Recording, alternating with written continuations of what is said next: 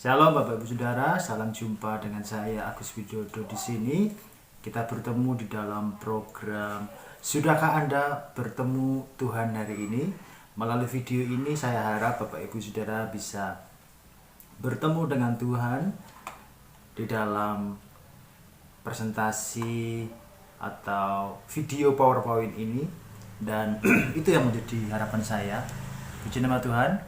Dan sekarang saya akan memberikan satu judul untuk kita bisa renungkan bersama, yaitu Engkau Sudah Menang.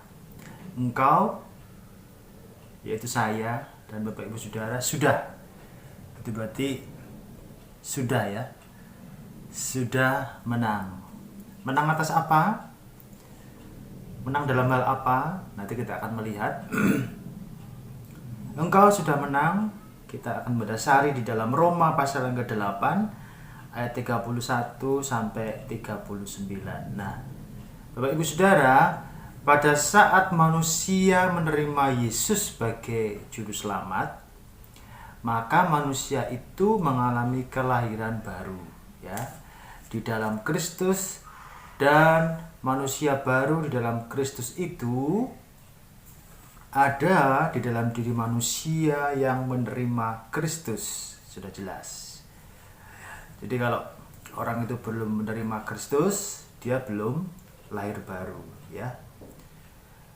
Orang percaya yang menerima Kristus itu, kemudian dia dibangun hidupnya, dia menerima kuasa untuk menang menghadapi kondisi apapun atas iman Kristennya.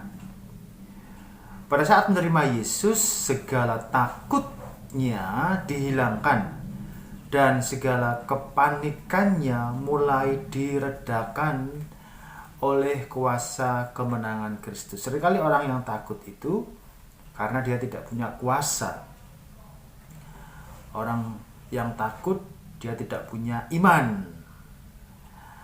Orang yang panik dia tidak yakin. Tapi jika orang itu sudah di dalam Kristus, maka semua ketakutan, semua kepanikan, semua kondisi yang menuntut imannya harus bekerja, maka pada saat itu imannya akan kuat. Disitulah saat dimana iman seseorang bisa diketahui, iman seseorang bisa dilihat ketika ada menghadapi kondisi yang harus dia alami dalam perjalanan hidup imannya. Pada saat menerima Yesus Kristus, segala ketakutan dihilangkan dan diganti dengan ketenangan, kedamaian, oleh karena kemenangan Kristus atas maut. Hari selanjutnya dia mengalami ketenangan jiwa. Sudah pasti ya, ketenangan jiwa, kedamaian, ketenangan pikiran, dan sadar bahwa dirinya dikasihi oleh Allah dan diberkati dalam nama Yesus yang mengasihinya. Mengapa orang percaya harus mengetahui hal ini? Mengapa? Apa yang harus diketahui? Mengapa mereka harus tahu bahwa Yesus sudah memberikan kemenangan kepada orang percaya? Yang pertama, Bapak Ibu Saudara, di dalam Roma pasal 8 ayat 31 sampai 33, sebab itu apakah yang akan kita katakan tentang semuanya itu? Jika Allah di pihak kita, siapakah yang akan melawan kita? Ia yang tidak menyayangkan anaknya sendiri, tetapi yang menyerahkannya bagi kita semua. Bagaimanakah mungkin ia tidak mengaruniakan segala sesuatu kepada kita bersama-sama dengan Dia? Allah ada di pihak kita. Amin. Saya percaya Allah ada dalam hidup kita. Allah ada di pihak kita. Jika Allah ada di pihak kita, siapakah lawan kita? Siapa lawan kita? Iblis, ya, bukan manusia. bukan darah dan daging, tapi iblis, ya. Allah berperang bagi kita. Orang percaya tidak sendirian di dalam dunia ini. Amin. Orang percaya tidak sendirian, tetapi bersama-sama dengan Allah. Allah membela pergumulan orang percaya. Keberpihakan Allah atas orang percaya terbukti dengan Allah membenarkan diri kita. Kita dibenarkan Tuhan, kita dibenarkan Allah karena iman kita kepada Tuhan, ya. Manusia tidak bisa membenarkan dirinya sendiri. Hanya Yesus yang bersaksi membenarkan kita untuk menjadi anak-anak Allah. Berbahagialah itu, Bapak Ibu Saudara, ya. Berbahagialah itu. Setan akan berusaha untuk terus membuat teror atas pikiran dan perasaan orang percaya. Memang tugasnya dia, ya, memang tugasnya dia membuat teror, membuat pikiran kacau, tidak tenang, dan lain sebagainya, bahwa dirinya adalah manusia yang paling kotor dan najis di hadapan Tuhan. Setiap hari kita dituduh, ya, oleh iblis. Kamu sudah berbuat ini, kamu sudah berbuat itu, kamu berdosa kepada Allah. Seperti itu, Bapak Ibu Saudara. Perasaan semacam ini akan membuat orang gampang meninggalkan atau menjauh dari Allah sebab merasa tidak layak menghadap Tuhan. Tujuan setan jelas. Dia mendakwa orang percaya, dia mengganggu orang percaya, supaya apa? Supaya orang percaya kemudian menjauh dari Allah, menjauh dari Tuhan. Setan akhirnya menjadi seorang pemenang. Kalau dia sudah berhasil, maka dia akan menjadi seorang pemenang. Setan akan datang dan mencoba untuk memberi ketakutan dalam diri orang percaya dengan menunjukkan kelemahan dan dosa-dosanya di hadapan Allah. Setiap hari Bapak Ibu, kita dituduh, kita didakwa terus-menerus. Pikiran kita jadi terfokus kepada kesalahan dan dosa-dosa kita, sehingga kita merasa malu, merasa tidak layak, dan akhirnya kita justru akan undur daripada Tuhan. Itu maunya setan. Tetapi maunya Tuhan lain. Walaupun kita berdosa, Tuhan ingin supaya kita datang kepadanya, ya, datang kepadanya dan memohon belas kasihan Tuhan untuk mengampuni. Tapi kalau setan tidak, setan memberikan perasaan bersalah terus-menerus sehingga kita menjauh, dan semakin menjauh akhirnya kita tinggalkan Tuhan. Setan datang untuk mencoba untuk memberi ketakutan dalam diri orang percaya dengan menunjukkan kelemahan dan dosa-dosa kita di hadapan Tuhan. Hanya sampai tahap itu, setan ingin orang percaya merasa bahwa Allah tidak berkenan atas hidup mereka. Dengan perasaan bersalah, dengan tudingan yang setiap hari kita terima, maka kita merasa malu. Seharusnya merasa malu, betul, tapi sekaligus juga datang dengan kerendahan hati dan memohon ampun. Tapi setan tidak. Dia ingin supaya kita merasa malu di hadapan Tuhan. Lalu setelah itu bukannya kita berbalik dan semakin mendekat, tapi justru kita semakin menjauh. Itu maunya, ya. Maunya setan seperti itu. Sebagai seorang pendakwa dalam sidang penghakiman, misalnya ada sebagai gambaran seperti ini, maka tugas pendakwa adalah mendakwa dengan segala macam tuduhan yang dialamatkan untuk terdakwa, sehingga terdakwa semakin menyadari bahwa dirinya adalah bersalah atas satu hal pelanggaran, ya. Misalnya kita melihat di dalam suasana pengadilan, ya, seorang narapidana. Bapak Ibu pernah ke lapas atau pernah ke pengadilan? Kita melihat ada seorang napi kemudian dari rumah tahanan dibawa ke pengadilan untuk antri sidang ya, sidang. Dan di tempat sidang tersebut, di pengadilan tersebut, seorang hakim akan memberikan vonis ya, bersalah atau tidak bersalah. Kalau dia bersalah, maka dia harus menjalani hukuman dan membayar denda. Di situ ada seorang pendakwa yang akan mendakwa, menuntut, mengingatkan ya apa yang sudah diperbuat oleh seorang napi. Semakin diingatkan, lalu napi tersebut akan sadar bahwa dirinya sudah bersalah. Ya, seperti itu. Nah, suasana pengadilan memang seperti itu, Bapak Ibu Saudara, ya, mencari keadilan ya, mencari keadilan.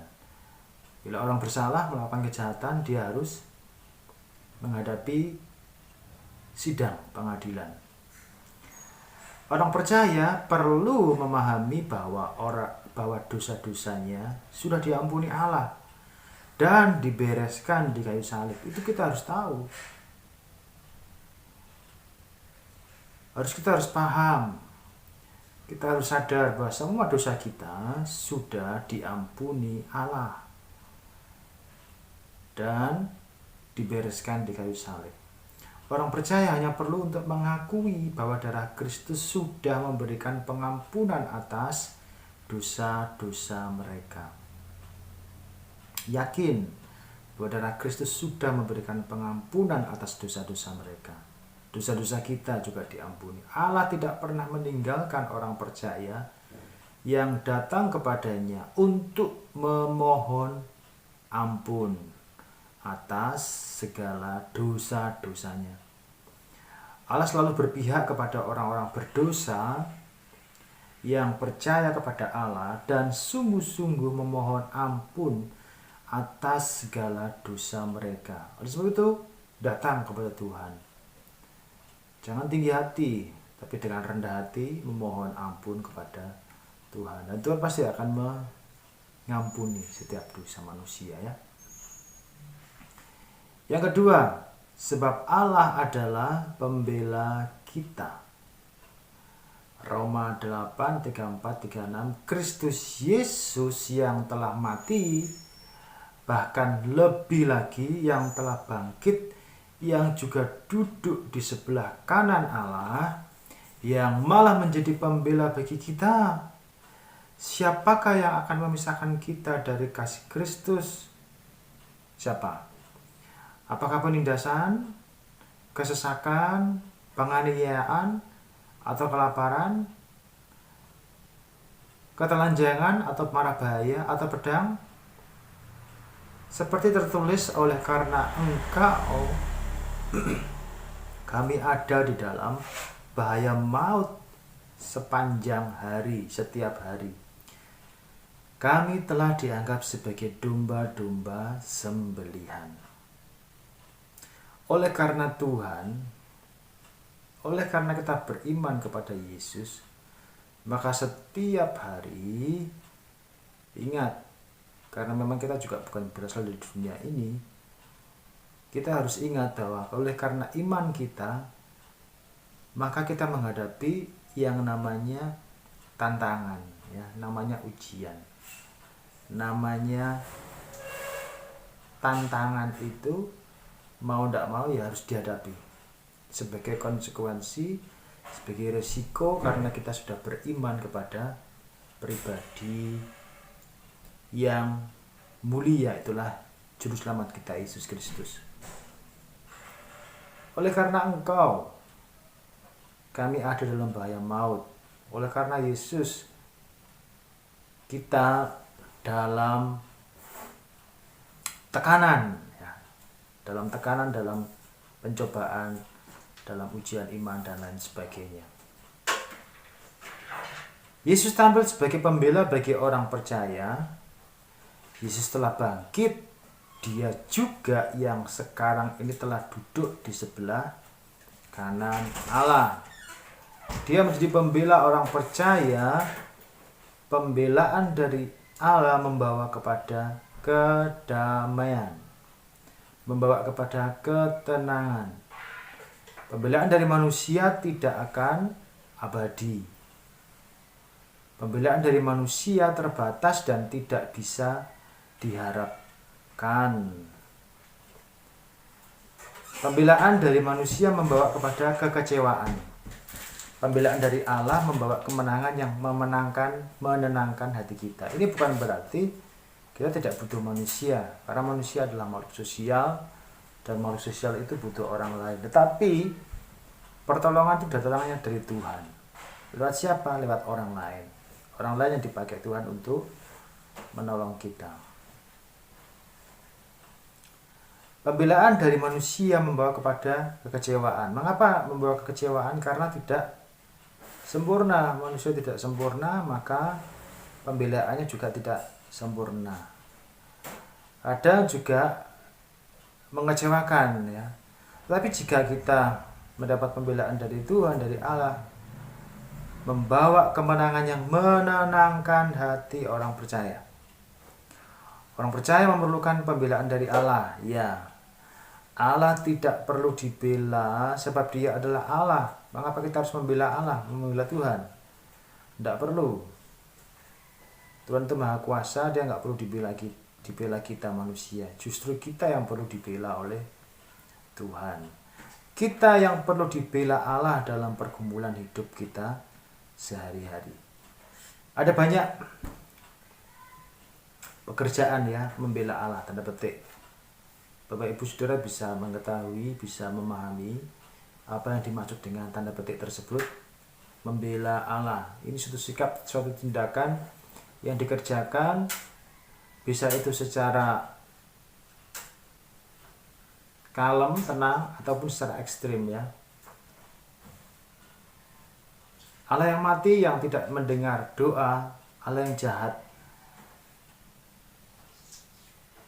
Sifat-sifat seperti ini ada di dalam diri Tuhan yang mati, ya. Tapi kalau Tuhan itu hidup, Dia berkuasa, ngapain kita bela, ya? Tidak perlu. Yang perlu dibela adalah diri kita. Justru yang kita perlukan dari Tuhan untuk membela diri kita. Oleh sebab itu saya tidak malu, saya tidak kecewa memiliki Tuhan seperti Dia. Sebab apa? Sebab saya yakin bahwa Tuhan yang saya sembah adalah Tuhan yang hidup, yang membela saya, memberi saya kemenangan, memberi saya kedamaian. Kemudian sebagai penerapannya, mari yakin kepada Allah bahwa Allah itu hidup.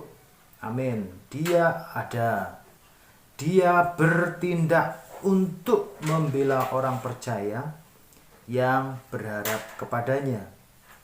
Tidak usah orang kita membuat demo atau penghinaan atau hujatan orang dunia yang mengejek nama Tuhan. Biarkan saja.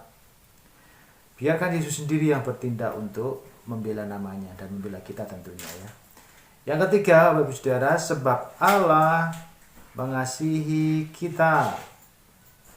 Roma 8 ayat 37-39, tetapi dalam semuanya itu kita lebih daripada orang-orang yang menang. Oleh sebab Dia yang telah mengasihi kita, sebab aku yakin bahwa baik maut maupun hidup, baik malaikat-malaikat maupun pemerintah-pemerintah, baik yang ada sekarang ini maupun yang akan datang, atau kuasa-kuasa, baik yang di atas maupun yang di bawah, ataupun sesuatu makhluk lain, tidak akan dapat memisahkan kita dari kasih Allah yang ada di dalam Kristus Yesus. Jadi Kristus Yesus itu sudah mengasihi kita, dan karena kasihnya itu tidak ada sesuatu pun dalam diri kita yang bisa memisahkan kita dari kasihnya Tuhan. Satu hal yang perlu digarisbawahi adalah bahwa orang Kristen harus sadar, ya, bahwa Allah itu sungguh-sungguh mengasihi hidup kita. Oleh karena kasihnya itu Dia telah turun ke dalam dunia ini, rela menjadi manusia dan mati di kayu salib, dan pada hari yang ketiga dibangkitkan oleh Tuhan, dan dia menjadi juru selamat manusia. Oleh karena kasih-Nya itu, maka dia memberikan kepada kita kemenangan tanpa harus berperang. Dia memberikan kepada orang percaya hadiah kemenangan yang indah dan tidak perlu repot-repot mengeluarkan keringat untuk memperolehnya. Dalam arti, bukan berarti kita di dalam dunia ini tidak berbuat apapun. Tetap keselamatan itu sudah kita peroleh hanya sebagai ucapan syukur karena kita sudah diselamatkan, maka kita berbuat baik. Bukan karena berbuat baik itu yang kemudian kita menjadi masuk di dalam kemenangan. Bukan, tetapi oleh karena kita sadar bahwa kita sudah menerima korban Kristus, kemenangan dari Kristus, maka kita tinggal menikmati saja. Ya. Orang percaya harus sadar bahwa Allah mengasihi mereka. Sadar, Bapak Ibu Saudara, sadar. Kita juga harus sadar. Kasih Allah itu tidak bersyarat, kasih manusia yang bersyarat. Kalau kamu mengasihi saya mengasihi kamu. Kalau kamu membenci saya membenci kamu. Bukan saya bisa balas lebih daripada apa yang kamu perbuat. Kasih yang bersyarat itu seperti itu. Allah hanya ingin supaya manusia memberikan respon kepada inisiatif Allah untuk orang percaya. Terlebih dahulu yang mengasihi orang berdosa. Dia sudah mengasihi orang berdosa. Sehingga selanjutnya orang berdosa diberikan kemurahannya untuk datang menghampiri kemurahan Allah itu. Datang, diberikan dengan gratis. Tidak ada satu kuasa pun yang ada di dalam dunia ini yang bisa memisahkan kita dari kasih Allah kepada manusia yang berdosa.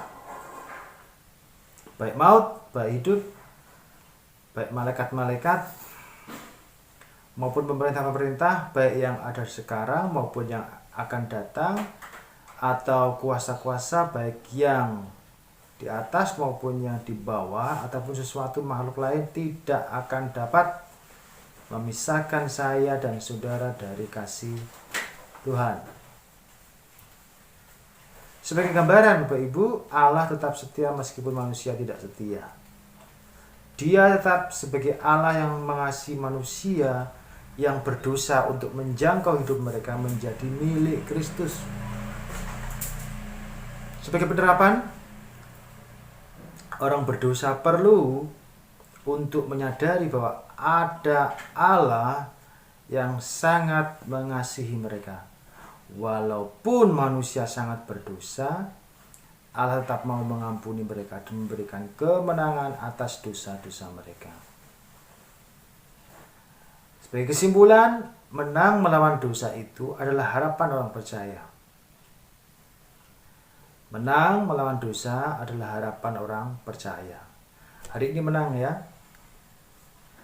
Allah sendiri yang telah memberikan kemenangan kepada orang percaya. Segala kuasa, baik yang di atas maupun yang di bawah, tidak ada yang dapat menandingi kuasa Allah kita.